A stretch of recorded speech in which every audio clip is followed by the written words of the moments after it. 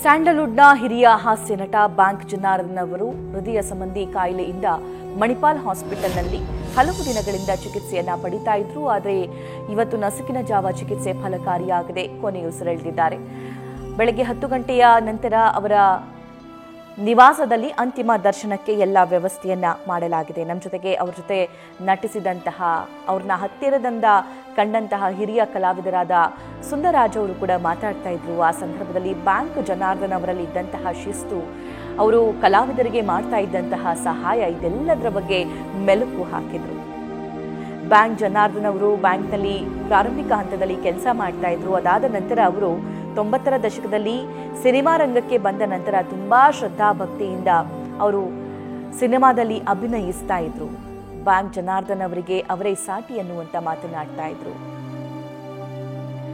ಈ ಬಗ್ಗೆ ಮಾತನಾಡೋದಕ್ಕೆ ಬ್ಯಾಂಕ್ ಜನಾರ್ದನ್ ಅವರ ಸ್ನೇಹಿತರು ಮತ್ತು ಹಿರಿಯ ಕಲಾವಿದರು ಆಗಿರುವಂತಹ ಡಿಂಗ್ರಿ ನಾಗರಾಜ್ ಸರ್ ದೂರವಾಣಿ ಸಂಪರ್ಕದಲ್ಲಿದ್ದಾರೆ.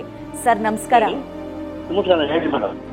ಸರ್, ನಿಮ್ಮ ಸ್ನೇಹಿತರನ್ನ ಕಳ್ಕೊಂಡಿದ್ದೀರಿ, ಏನ್ ಹೇಳ್ತೀರಿ, ಹೇಗ್ ಸ್ಮರಿಸ್ತೀರಿ ಈ ಸಂದರ್ಭದಲ್ಲಿ ಅವ್ರನ್ನ? ಅವನ್ನ ನಮ್ ಮರೆಯಕ್ಕಾಗೋದಿಲ್ಲ ಸರ್. ಯಾಕಂದ್ರೆ ಅವನು ಸುಮಾರು 40 ವರ್ಷದಿಂದ ನಮ್ ದೋಸ್ತು. ನಮ್ ಟ್ರೂಪಲ್ಲಿ ನಾಟಕದಲ್ಲೆಲ್ಲ ಪಾಠ ಮಾಡ್ತಿದ್ದ, ಹಾಸ್ಯ ಕಾರ್ಯಕ್ರಮದಲ್ಲೆಲ್ಲ ಪಾಠ ಮಾಡ್ಸಕ್ ಪ್ರಾರಂಭ ಕರ್ಕೊಂಡೋಗಿ ಬಹಳ ಗಳಸೆ ಗಂಟೆ ಸರ್. ಹಾಗಾಗಿ ನಮ್ ಸಂಘದ ಒಂದಿತ್ತು, ಸಂಘ ಕಟ್ಟಿದೆ, ಕರ್ನಾಟಕ ಚಲನಚಿತ್ರ ಪೋಷಕ ಕಲಾವಿದರ ಸಂಘ ಅಂತ. ಅವಾಗ ಸಂಘದಲ್ಲಿ ಅವನ್ನ ಪ್ರೆಸಿಡೆಂಟ್ ಮಾಡಿದ್ದೆ ನಾವು. ಒಳ್ಳೊಳ್ಳೆ ಪಾಠ ಮಾಡಿದ. ಅದು ಜಗ್ಗೇಶ್ವರ ಬಹಳ ಇದು ಹತ್ರ ಇದ್ದ ಅವ್ರು. ಒಳ್ಳೊಳ್ಳೆ ಕಾಮಿಡಿ ಪಾಠ ಮಾಡಿದ್ದಾರೆ. ಸರ್, 40 ವರ್ಷದ ಸ್ನೇಹ ಅಂತ ಅಂತಿದ್ದೀರಿ, ಮರೆಯಕ್ಕಾಗದೇ ಇರುವಂತಹ ಘಟನೆಗಳನ್ನ ಹಂಚ್ಕೋಬಹುದಾ? 40 ವರ್ಷದ ಸ್ನೇಹ, 40 ವರ್ಷದ ದೋಸ್ತ್ ನನಗೆ ಅಂತ ಹೇಳ್ತಿದ್ದೀರಿ, ಅವ್ರ ಜೊತೆಗೆ ಮರೆಯಕ್ಕಾಗದೇ ಇರುವಂತಹ ಘಟನೆಗಳನ್ನ ಹಂಚ್ಕೊಳ್ಬಹುದಾ? ಬೇಕಾದಷ್ಟು ಇದೆ. ಅವನ ಜೊತೆ ನಾಟಕದಲ್ಲಿ ಪಾಠ ಮಾಡ್ತಿದ್ದು, ನಾವು ಟ್ರೂಪ್ ಹೋಗಿದ್ದು, ಕರ್ನಾಟಕ ಸುತ್ತಾಡ್ತಿದ್ವಿ, ಕರ್ಕೊಂಡೋಗಿದ್ದ ನಮ್ ಟ್ರೂಪ್ ಅಲ್ಲಿ ನಾಟಕ ಮಾಡಿದ್ರು, ಪಾಠ ಮಾಡ್ತಿದ್ರು ನಮ್ಗೆ. ಅದೆಲ್ಲ ಮರೆಯಲಾಗದ ಘಟನೆಗಳು.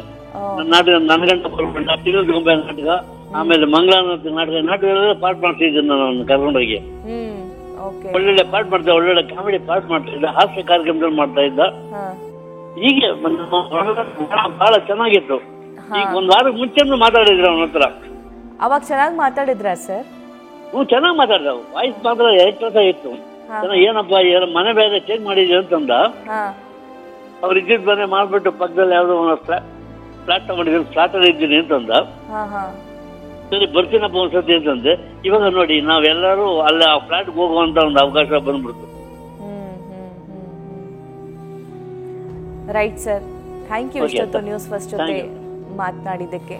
ಬ್ಯಾಂಕ್ ಜನಾರ್ದನ್ ಸರ್ ಜೊತೆ ಅವರ 40 ವರ್ಷದ ಸ್ನೇಹಿತ ಡಿಂಗ್ರಿ ನಾಗರಾಜ್ ಅವರು ಮಾತಾಡ್ತಾ ಇದ್ರು. ಅವರ ಬಾಂಧವ್ಯ ಹೇಗಿತ್ತು, ಅವರ ಒಡನಾಟ ಹೇಗಿತ್ತು,